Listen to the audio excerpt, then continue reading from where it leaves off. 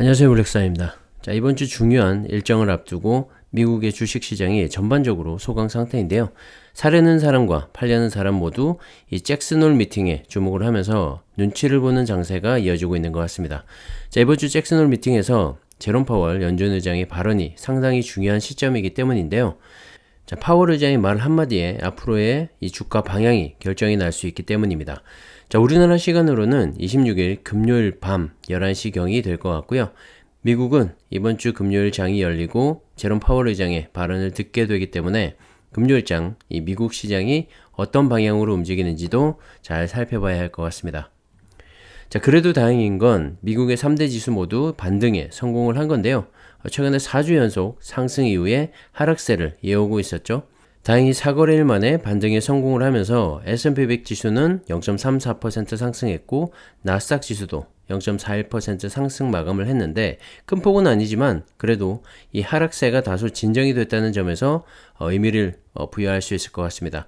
자, 아무래도 파월 의장이 잭슨홀에서 연설을 하기 전까지 불안하긴 할 테지만 그래도 이 잭슨홀 미팅을 앞두고 이 보인 반등이기 때문에 이 정도 조정이면 되지 않을까 하는 그런 희망이 생기기도 합니다. 자, 여러 가지 경제 지표들을 토대로 인플레이션이 꺾인 건 확인할 수가 있는데요. 자, 그럼에도 불구하고 연준이 매파적인 기조를 꺾어버리기엔 너무 이른 감이 있다는 분석들도 많기 때문에 결과를 지켜봐야 할 것 같고, 다만 이 시장에서 예측한 수준만큼의 발언이라고 한다면 시장은 다시 한번 상승할 수 있는 그런 모멘텀을 갖게 되지 않을까 생각을 합니다. 참고하시고요. 자, 유가 역시 하락세를 멈추고 반등으로 돌아서면서 어느새 100달러 선 가까이 다시 다가서고 있죠. 자, 어제도 1.15달러 상승을 하면서 94.89달러로 마감을 했습니다. 자, 미국의 상업, 이 원유 재고가 줄어들고 있고, 자, 이란산 원유 사용과 관련해서 미국과 이란 간의 이 핵 협전 복원 협상의 가능성이 있긴 하지만 아직까지 입장차가 존재한다는 점도 유가 상승의 배경으로 보고 있습니다. 자, 하락하던 유가가 다시 상승하고 있는 점도 인플레이션이 확실히 꺾였을까에 대한 의문을 낳게 할 수 있기 때문에 이번 잭슨홀 미팅 때 연준의 매파적인 기조가 어느 정도 수준이 될지 더욱더 주목이 되고 있는 것 같습니다. 결국 최근의 주가 조정은 이 불확실성에 대한 부담감인 것 같고요. 연준의 이런 인플레이션에 대한 명확한 반응과 대응이 나와주길 모두가 기다리고 있는 것 같습니다. 자, 여러 가지 시각이 있을 수 있고요. 최근에 3% 아래에 머물던 이 미국의 국채금리가 치솟고 있는 배경도 결국엔 연준이 매파적인 기조를 이어갈 것이라는 예측 때문이지 않나 생각을 합니다. 매파적인 기조라 함은 여전히 높은 금리 인상 단행을 말하는 거고요. 그 선행지표 역할을 하고 있는 국채금리가 상승을 하는 건 어쩌면 당연한 일이겠죠. 다만 10년물과 2년물 간의 이 장단기 금리 역전 현상이 여전히 진행 중이기 때문에 경기 침체에 대한 우려감 또한 함께 존재하고 있는 건 사실입니다. 자, 그 말은 무작정 매파적인 금리 인상만이 정답이 아닌 시점이 왔다는 말인 거죠. 자, 급격한 금리 인상에 따른 경기 침체는 연준에서도 바라지 않는 상황이기 때문에 최근에 발표된 여러 가지 경제 지표들을 토대로 현명한 결정을 할 거라고 생각을 합니다. 다만 바람이 있다면 상반기 금리 인상에 따른 주가 조정이 길고 깊었던 만큼 경기 침체에 대한 부분을 좀 고려를 해서 강경책보다는 좀 더 완화된 금리 정책을 이어가주면 어떨까 생각을 합니다. 자, 모두들 같은 생각이시겠죠? 어쨌든 금요일 저녁 연준의 발표를 지켜보시고요. 자, 유럽의 경제 상황을 들여다보면 미국도 반면교사로 삼을 수 있지 않을까 생각을 하는데 유럽은 현재 심각한 상황입니다. 최근에 발표된 8월 S&P 글로벌 이 제조업 서비스업 합성 구매 관리자 지수인 PMI 지수는 49.2로 발표가 됐는데 전달인 49.9보다 대폭 떨어진 수치를 기록하면서 유럽은 이미 경기 침체에 들어섰다는 분석들도 많습니다.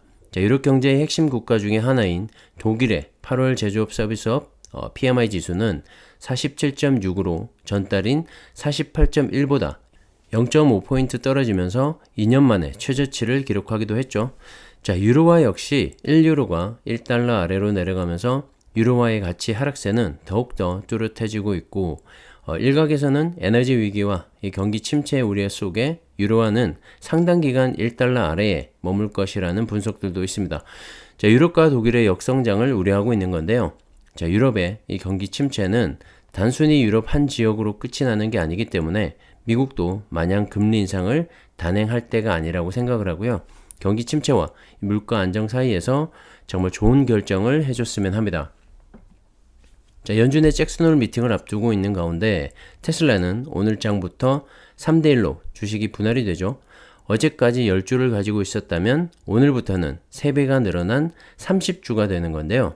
자, 그 대신에 한 주당 가격은 어제장 기준으로 891.29달러에 마감이 됐기 때문에 오늘 장부터는 297달러로 내려가게 됩니다. 쉽게 말해서 총 투자 금액은 변함이 없고 늘어난 주식 수량만큼 주당 가격은 떨어져서 거래가 되는 것이죠.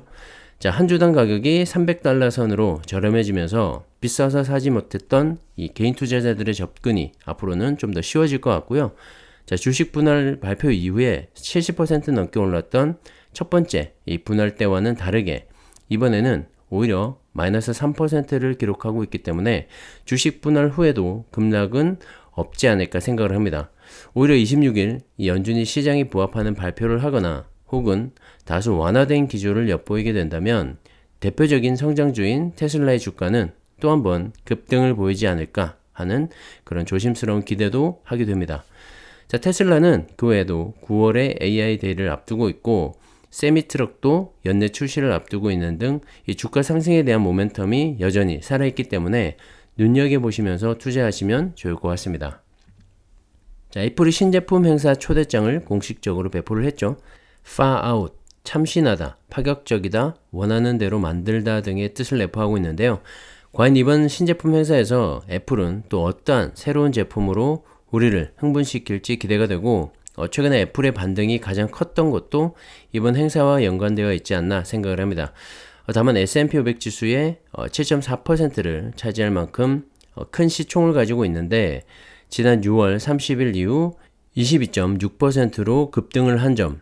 하지만 같은 기간 이 S&P 500의 상승률은 9.3%에 불과했던 점 등이 현재 과매수 구간이라는 분석도 있는 만큼 추가적인 상승 랠리를 이어갈 수 있을지는 좀 더 지켜봐야 할 것 같고요. 자, 기술주 중심의 헤지 펀드인 루프벤처의 파트너인 짐몬스터는 애플이 아이폰을 기반으로 헬스케어든 가상현실이든 신사업으로 진출할 것으로 보고 있고 또한 그보다 더 큰 시장인 자동차 시장에서도 무엇인가를 할 수 있다고 하면서 단기적으로 조정을 받을 수 있지만 앞으로 2년 내에 애플의 주가는 250달러를 넘어설 것으로 예상을 했습니다. 자, 연간 1조 달러 규모의 스마트폰 시장보다 2배 이상 큰 자동차 시장으로의 진출이나 혹은 카플레이를 통한 여러 완성업체들과의 제휴 형태로든 애플은 새로운 사업으로의 성장을 지속할 수가 있다는 말인 것 같고요. 자, 중장기 투자를 계획하고 있다면 정말 애플에 대한 투자도 한번 생각해 보시면 좋을 것 같습니다. 참고하시고요. 자, 마지막으로 엔비디아 소식을 좀 전해드릴까 하는데요. 어제장이 끝나고 실적 발표가 있었죠. 최근에 삼성전자와 하이닉스를 비롯한 전 세계 반도체 기업들의 실적 부진이 이어지면서 업황 자체가 좋지 못한 상황인데요. 자, 엔비디아 역시 2개 분기 연속으로 실적 부진을 발표하면서 시간외에서 3% 넘는 하락을 이어가고 있습니다. 자, 매출액은 67억 달러로 예상치인 81억 달러를 한참이나 밑돌았고요. 예상치도 예상치지만 전년 동기 대비 3%밖에 늘어나지 못한 수준으로 이 성장주의 면모를 나타내지 못한 점이 주가 하락으로 이어지고 있는 것 같습니다. 자, 거기에다가 주당 순이익인 EPS마저 0.51달러를 기록하면서 시장의 예상치는 물론이고 전년 동기 대비 50%나 하락한 수치가 발표가 됐죠. 좋지 못한 상황이고요. 게이밍 분야에서 전년 동기 대비 33% 하락한 점이 실적 하락세로 이어지고 있는 것 같습니다. 다행인 건 데이터 센터에 대한 매출이 증가를 한 건데요. 전년 동기 대비 61% 늘어나면서 이 빅테크 기업들이 처리해야 할 이 방대한 데이터 용량이 늘어나면서 GPU에 대한 이 수요 또한 함께 증가를 하고 있는 것 같습니다. 자, 앞으로도 데이터 센터향 이 매출은 꾸준히 늘어날 것으로 보여서 다행이라고 생각을 하는데요. 자, 걱정인 건 순현금 흐름이 전년 동기 대비 67%나 줄어든 점, 그리고 총 마진율도 작년에 66.7%에서 45.9%로 줄어든 점 등이 주가에 발목을 잡고 있는 것 같습니다. 전 세계적으로 반도체 기업들의 실적이 부진한 가운데 엔비디아의 실적 부진이 앞으로 반도체 업황에 어떠한 영향을 미치게 될지도 지켜봐야 할 것 같고요. 3분기 매출에 대한 가이던스도 69억 달러에서 59억 달러로 낮게 발표를 하면서 하반기에도 이 반도체의 업황 부진은 이어지지 않을까 걱정이 됩니다.